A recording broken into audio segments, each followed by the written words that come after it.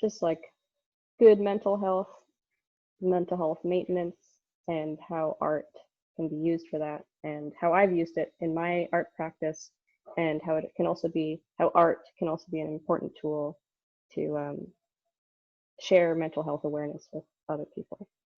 So I'm just going to start this little slideshow here. There's nothing really to read. There's a few comics, but other than that, it's just pictures.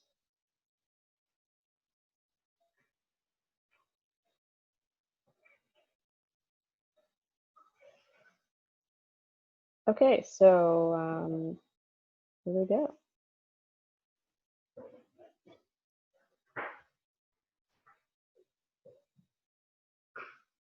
So I'm going to start with comics. I started doing comics in college, actually.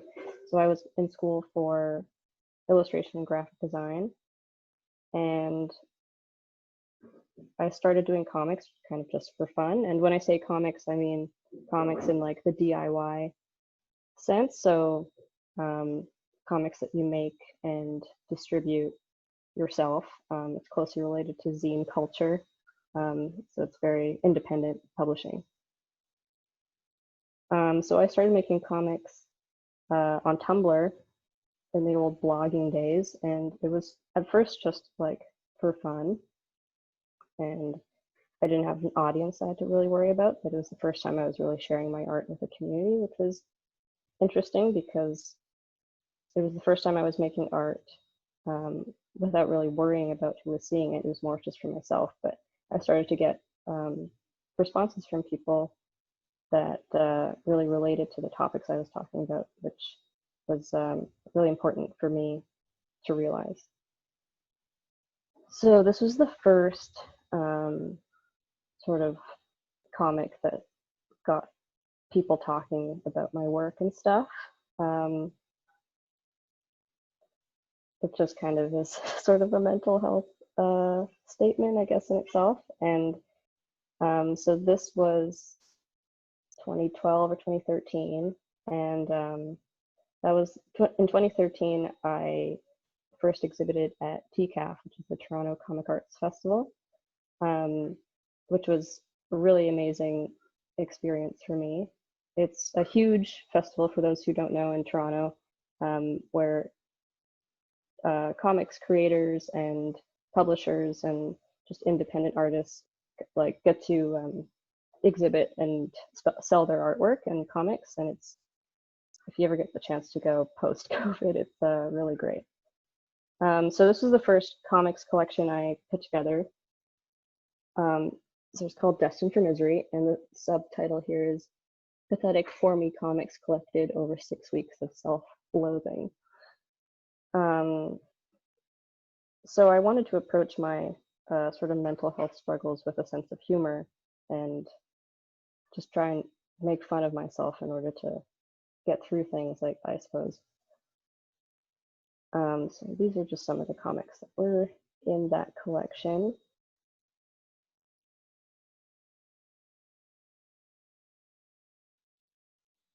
So yeah, I was just dealing with a lot of like angst, I guess, back in the day. But yeah, I was sharing these comics, and for the first time, I had a lot of people coming up to me and telling me that they were, feeling the same things and really connected with them. And initially, I was feeling very isolated in the way I was feeling, and I was doing these comics more for myself to just kind of process the way I was feeling. So realizing that there were other people that felt similarly and were connecting with the work was really positive, and made me realize that it was important to share these ideas because it made me feel less isolated, as well as the people who are seeing the work feel less isolated. So a couple years later, I did a follow-up zine called Attempts at Positivity.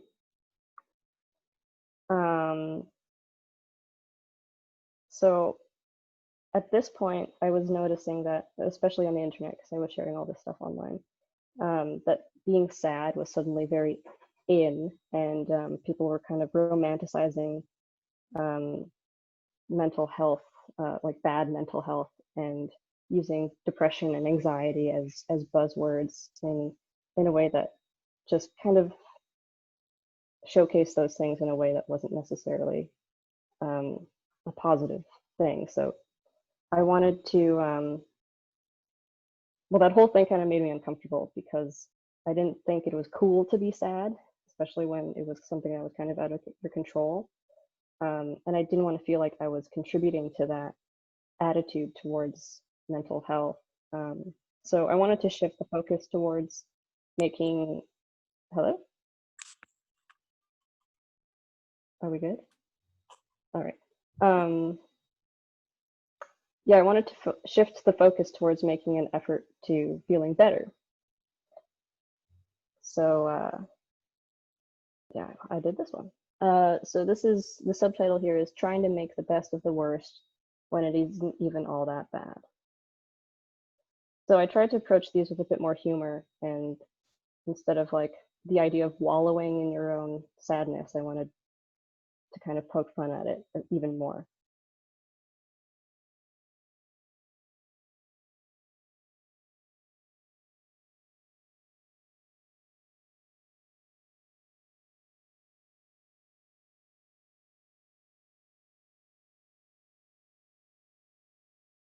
So 4 years later, so this was a bigger jump, I wanted to kind of finish the story that I had been working on with these short comics.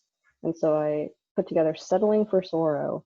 The subtitle here is Feeling Better Than Yesterday, but Still Dreading Tomorrow. So at this point, I felt I'd kind of matured, and this collection was kind of surrender to my depression and mental health, in the sense that I had learned to cope with the idea that it's just always going to be there, and it was up to me to decide how to coexist with the way my brain worked, and using drawing and art to help keep that at bay.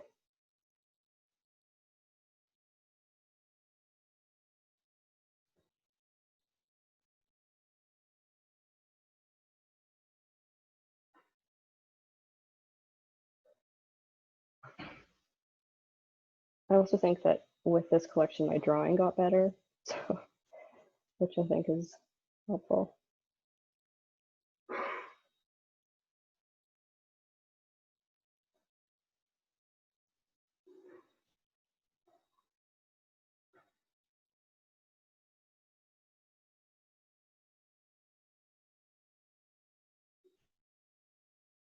Okay, so illustration. Through the same time that I'm doing these comics, I'm also working on my illustration, which is what I mean, went to school for and was trying to do for a while there.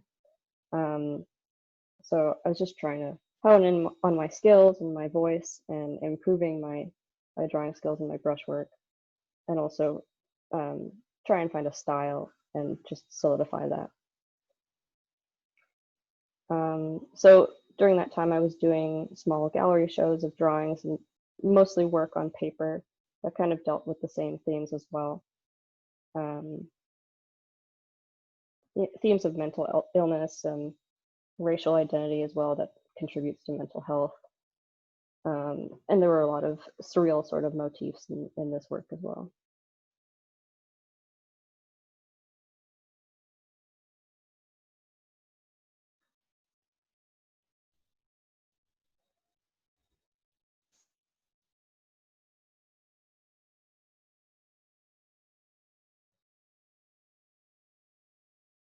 These pieces were actually in a show at Pigeon, which is a restaurant here in downtown East Side. And originally this work was approached as sort of an exploration of racial identity in terms of, like, I'm half Chinese, half Swiss, so there are a lot of there's a lot to like think about in terms of racial identity and where you fit in terms of race and culture. And so this show was originally that, but there's also a lot of overlap with mental health and how you can cope with that sort of feeling of otherness. So that's what this work was about.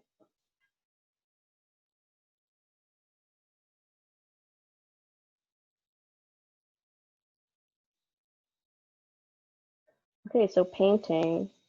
About a year ago, I decided I wanted to pursue a more full-time painting practice, which wasn't something I'd ever done before. To me, painting was a new medium, and it was it presented a new community that I had to try and break into. It's something that was more of a fine art community, very different from independent comics and very different from tattooing, which is what I had done for a living for the last 5 years before that.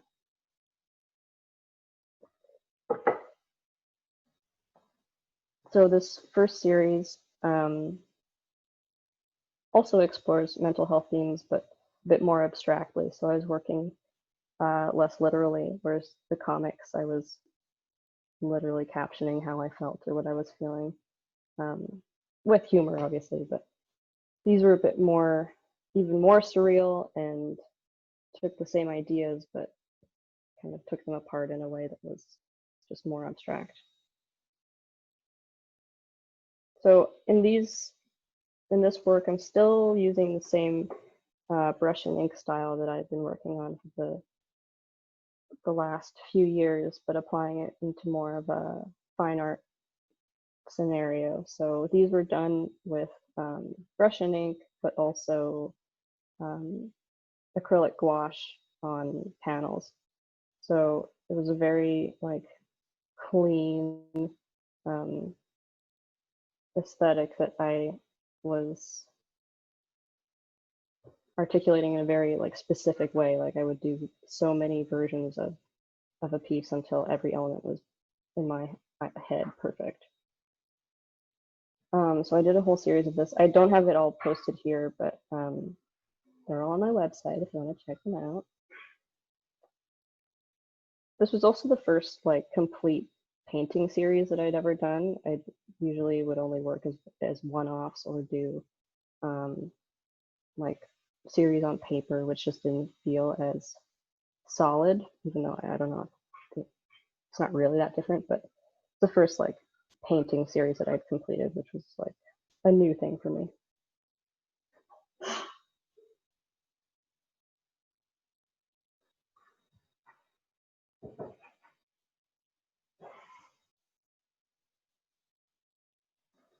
So then I wanted to keep exploring those, exploring techniques and stuff with painting. So I found this raw canvas panel, or a stretched canvas at my local art store.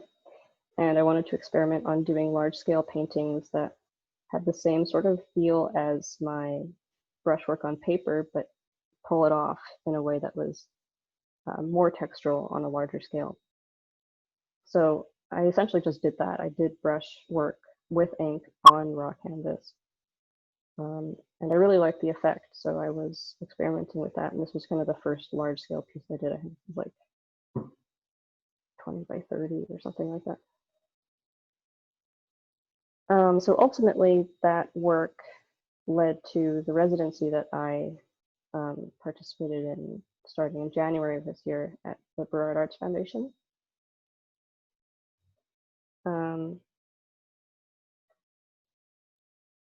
So I completed a series of 35 pieces, I think. So my series just keeps getting bigger, which is, I don't know if that's a good thing or not, but basically I wanted to continue to adapt what I wanted to communicate with mental health themes. So I went from just feeling sorry for myself to kind of laughing at myself to trying to move towards how to make positive change in mental health habits. And so with this series, I wanted to focus on self-care. So the title of this series is Take Care, which kind of comes from the idea of you have to take care of yourself, but you can also take care as in be careful. of how you're taking care of yourself as well. So the series was designed to challenge self-care fads but also examine personal rituals. So there are a lot of themes that involve sort of the fads, like this last one here, like salt lamps and house plants, and doing yoga is sort of is now synonymous with self-care for some reason. But it doesn't necessarily mean you are taking care of yourself if you're just doing those things that are worth a photo. And with so a lot of the pieces in the series, I wanted to experiment with informal hanging of the pieces themselves. So a lot of the pieces are on raw canvas, but they're unstretched and draped on the wall itself to signify a sort of weight, but also comfort as well.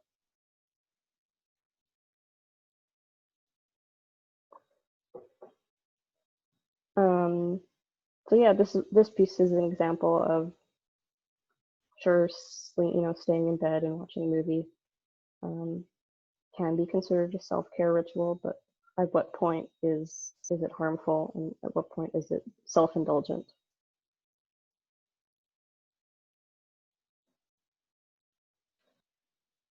I've always personally had a hard time with showering and like bathing myself, and it's like, I think, a theme that is pretty common with people who struggle with mental health and taking care of yourself. So it's kind of a constant theme in my work. In a lot of my comics, there's talking about showering and that sort of thing.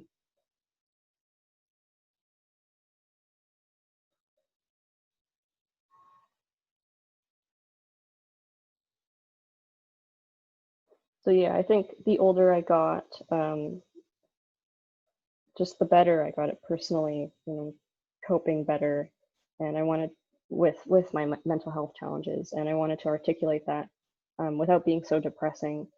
So this work is a lot more tender and a lot more forgiving of like how you take care of yourself.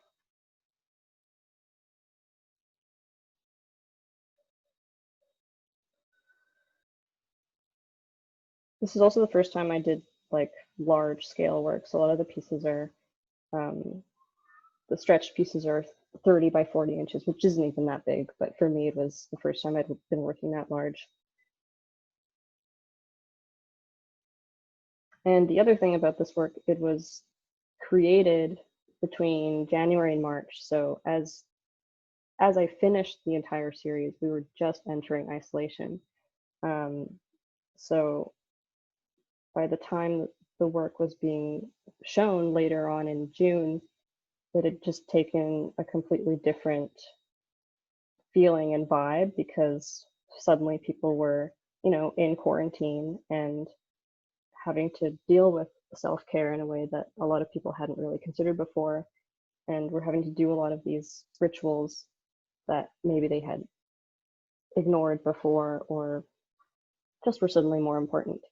So it gave the work just a different edge, which was really interesting, because it just shows how art can be a reflection of the times in a way. But yeah, I kind of lucked out with that one. I think it was cool that it connected with more people because of quarantine. But yeah, I mean, I'm going to be talking more about this particular series if you want to know more tomorrow. Same time, I'm doing an artist talk at the Burrard Arts Foundation itself. So if you want to tune into that, I'll talk more about this. And if you want to see the rest of the pieces in this show, it's all on my website. All of the stuff is on my website. So if you want to check it out, check it out. Thanks. That's all I have to say. I kind of blasted through that, but bring on the questions, I guess. Thank you, Katie. So if anyone has any question, please use the chat room. I actually do have a few questions already in here, Katie. So sure. The first question is, who do you have someone who was an inspiration for you, or you always knew you wanted to draw? I mean, I've always been inspired by other artists, but also art's just one of those things that it was the only thing I was really naturally good at. So that's why I pursued it. But in terms of the work I do now, I don't really know. If you want specific answers as to like what styles and stuff and what certain artists I like, I can give you a list, but I'd have to think about it. Okay. Thank you. So if you want, person who asked the question, I can forward the email if you care to ask a question through email. I can forward it to Katie. There's also a contact form on my website that you're welcome to use and ask any questions through there. Yeah, thank you. Next question I have here from Elliot. So Elliot is asking, how do you decide on the colors that you use in your paintings? So I'm not very good at using color. I'm kind of afraid of it, and I'd like to get better at it. So I'm usually using color almost as a design element, like a backdrop. So in the series that I've done in the past, there were a lot of yellows that I was using, and that was deliberate because of those pieces in particular were sort of a commentary on my racial background and how that how like my Asian side is at the forefront, and it's the first thing that people see. So I was using yellow really aggressively as a sort of symbolic color choice.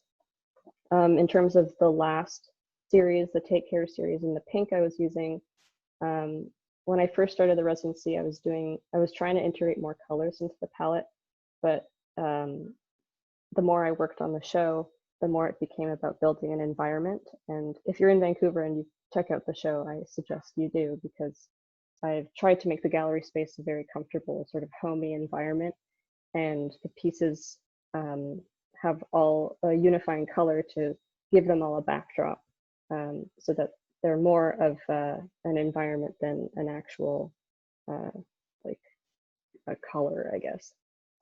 Also, I didn't know this until after I'd started using that pink color, but it's a very calming color, and there's some prisms that use it to paint certain cells because it's supposed to calm you down.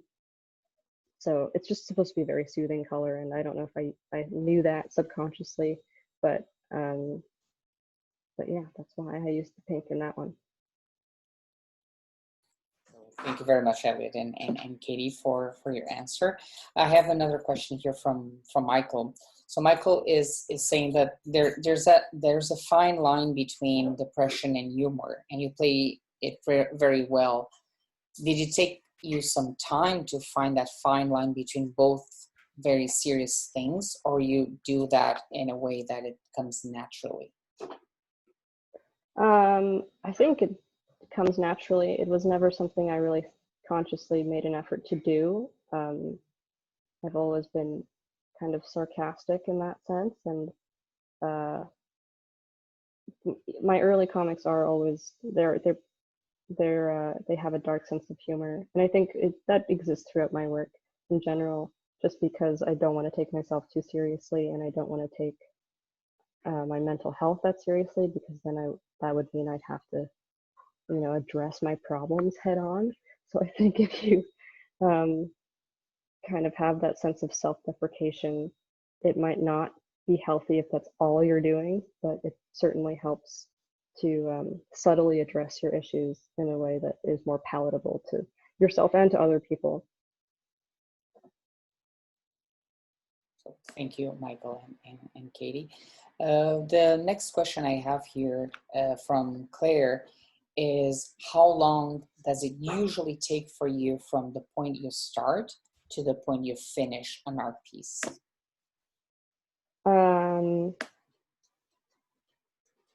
I do a lot of writing before I start working on a piece a lot of the time, or a series, because I just like to focus whatever themes I'm working on, and I'll just write down lists and lists, or just lots of notes, and then take parts of those lists and notes and try and put them together in a way that makes sense, and then I have a series. So I spend a lot of time just writing. I don't have a very nice sketchbook. It's mostly a notebook and like really bad thumbnails. So it's not something that's like a glamorous sketchbook that some people have. It's mostly just like a place I jot down ideas. So I do that first, and then I'll do a lot of thumbnailing, which is not something I did until later in my career. When I was younger, I was like, I shouldn't have to thumbnail. I should be able to just like do the perfect thing on a canvas right away. And I learned the hard way, or just begrudgingly had to admit that it was a lot easier if I figured everything out beforehand in just like sketch form. So if there are artists out here that don't thumbnail, I highly recommend it. Just mentally, it's a really good practice. So I'll do that, and then I will do a piece. And generally, I work pretty fast when I'm actually doing the paintings or drawings. But I may do 1, 2, 3, 4 times before I like it. So I work fast, but there are a lot of steps along the way. So it could be that something's done in a couple hours, and it could be that something's done in 3 weeks. And sometimes you just have to finish something and sit with it and walk away and come back to it, and then your brain will work on it subconsciously, and you can come back and then realize, oh, like that's what I need to do. So there's no solid answer. I'm sorry. Yeah, thank you. I actually have a follow-up question that it's very, very similar to what you were starting to answer. So I have here another question saying, as a young artist, I struggle very much during these pandemic times where I feel more isolated than ever. Do you fuel on the isolation because your work is so personal? How do you do that? Well, I'll admit I have not really done much work during this period, and partly it's because it's honestly, for me anyway, hard to work at home. I liked having a studio to go to, and just because it was a space that was devoted to focusing on work, and that's all I had to worry about. And I knew that when I was in that space, I could just focus on that one thing. And when you're at home, you're like, I guess I could eat a snack or whatever. Or, you know what, I should probably vacuum. And like, that's always something that's gonna, at least for me, gonna be a distraction. But I think one positive thing from this whole pandemic is that it's kind of taken the pressure off in a lot of ways. So if you don't feel like you're being productive now, don't worry about it, because you can't really force that stuff. There's a fine line between like forcing yourself to work and getting into a routine of working, which is also important. Because it is like creativity is like a muscle, you have to exercise it. So if you're an artist, it doesn't always mean creating a piece of work. It can be reading, or it can be, watching movies you like. I think that creativity is channeled through many forms of media, and you can be inspired by a lot of types of media. So I think as long as you're staying off the internet too much and consuming things that you find inspiring, whatever that is, books or comics or music or movies or whatever, don't worry too much about creating too much. Just get off the internet. I think the internet is can be insidious, and I mean, it's happened to me. It's just, you're constantly looking at things that you think are, better than you, or not up to, like, whatever you're doing is not up to your standard, and you're not creating enough content or getting likes or whatever, but it's not real. Okay, thank you very much. I actually have here another question as well, asking if you work better with pressure or without pressure. I think I work better with pressure. but I also have learned to not do that because it doesn't necessarily mean it's going to be my best work. Same sort of thing as the thumbnailing. Like I can pull something out of my ass, it's probably going to be okay, but if I can spend time on it, and even if I'm spending time on it and working on it up to the last minute, it's probably going to be better than just doing it at the last minute. But pressure is definitely something that I work well under if I have to. I don't mind at all. Working fast is like, what's the word? Is a,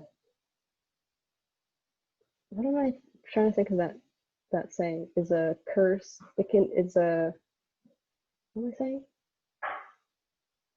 Blessing and a curse. Yeah, working quickly is a blessing and a curse because you know you can do it quickly, but it's not something you should rely on. So yeah, I try not to rely on pressure for getting work done too much. Okay, thank you. Right now, we don't have any further questions, but if you have any question, even if it's after our talk ends, you can email the question to me and I will forward it to Katie. Katie has agreed very kindly to ask your questions if you have any question after the talk. If there's another question arising while I'm starting to say my goodbyes, please, you still have floor to ask. And I'm you just can always email me or message me on Instagram if you have anything you want to say or anything like that. Yeah. Come see my show and yeah, tune in tomorrow for that artist talk if you want to hear more about the current show that I worked on. Yeah, that's awesome. Thank you all very much. Thank you, Katie, once more. I wish you all a great Friday, a great weekend, if that's the case. And hopefully we will see you all soon in 2 weeks from now for another art talk. So have a great day. Thank you all very much. Bye. Bye.